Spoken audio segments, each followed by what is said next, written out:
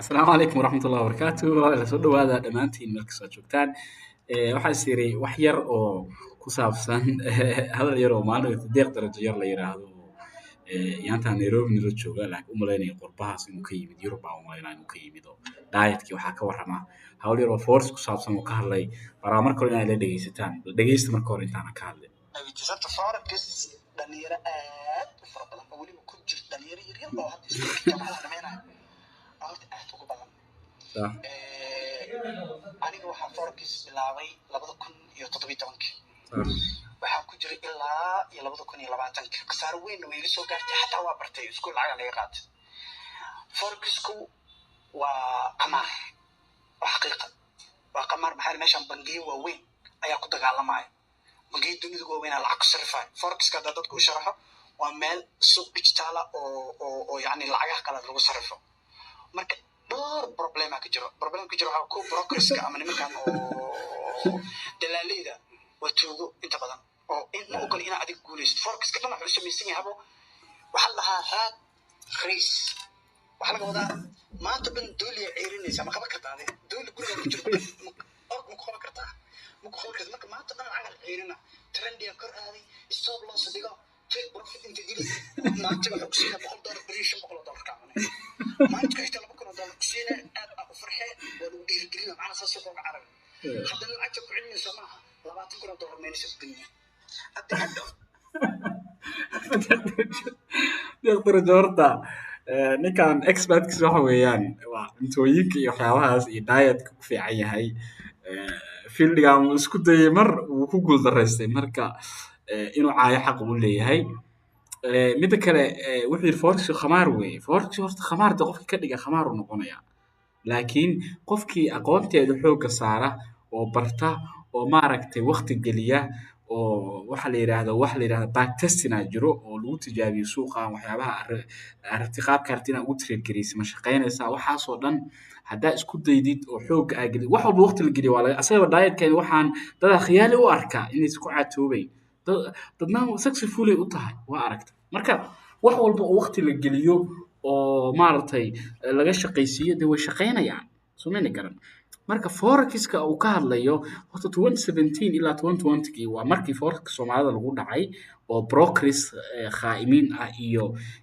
wax kale oo maxaan ku dhahay niman kale oo tira badan oo dadka lacag ka qaaday waa dadkii ku dhacay marka dadkaas khaa'imiin ama ahan brokeradana qaab loo doortay leeyihiin Radan Rice wuu yiri horta waxyaabaha qaarkood inuu fahansan yahay waa u jeedaayo uu isku dayo stop loss wax la yiraahdaa jiro take profit wax la yiraahdaa jiro bangiyada waaweyn oo uu sheegay suuqa inay isku cirsanayaan bangiyada waaweyn way ku trade garayaan laakiin adiga as a retail trader wax la yiraahdaa jira retail trader wax kale ma ahan waa dadka lacagaha yar yar ku trade gareynaya sida ay bangiyada u trade garayaan adiga uma trade gareynayso total different yaa tahay waana sababta stop loss u jiro because bangiyada waaweyn oo saarahan suuqa markay soo galaan maadaama ay lacag xoog leh ku trade gareynayaan suuqa jihay u jeedin karaan jihadaas marka waxay noqon kartaa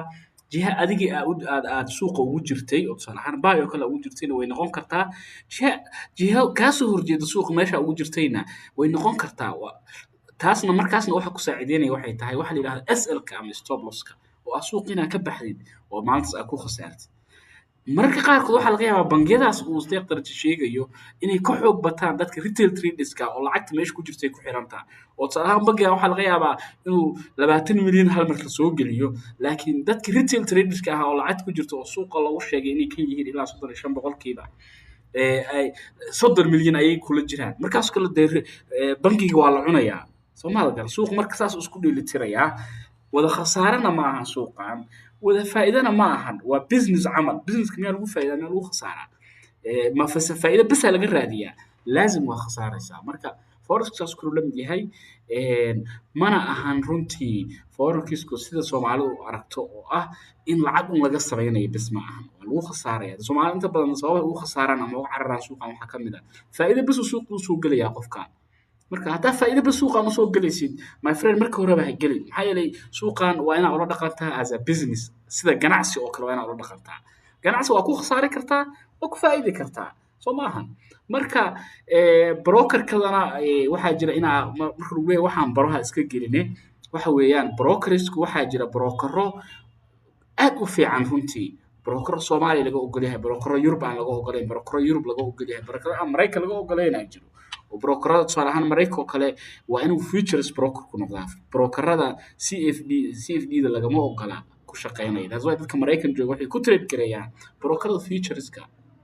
marka waa inaad saas u aragtaa aadan wixii haddaad aqoon u lahayn ama ku fail garowday macnaheedu inuu khamaar yahay maaha macnaheedu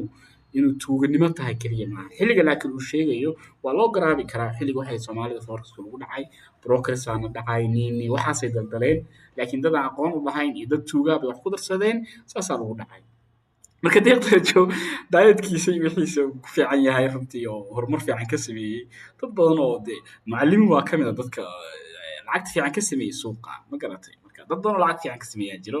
marka forecastku generally ma ahan khamaar haddaad adigu ka dhigin sidoo kaleetana lagama wada faa'iido oo dad badan ku khasaara suuqan waa la isku celceliyaa dad badan khasaaradna way faa'iidayaan marka generally saas weeye intaas inaan sheego brokerada uu leeyahay waa tuugana brokero tuuga way jiraan brokero fiicanna way jiraan hadaa la rabaa inaad kala dooratid marka la kala dooranayana 10 dhan waxaa jira hadda aniga YouTube-kayga hopeful effects ay ku qoran tahay aan soo geliyay marka aan brokerada ka hadlayo iyo qaabka loo kala doorto iyo meelaha laga fiiriyo iyo waxaas oo dhan qaab loo xushaa jira broker aad dooranaysid runtii broker fiicanna way jiraan Soomaalida suuqa ku jirta way taqaanaa marka aad idin salaamaya deeqda rajo iyo asxaabta kaleeto salaamu calaykum waraxmatullahi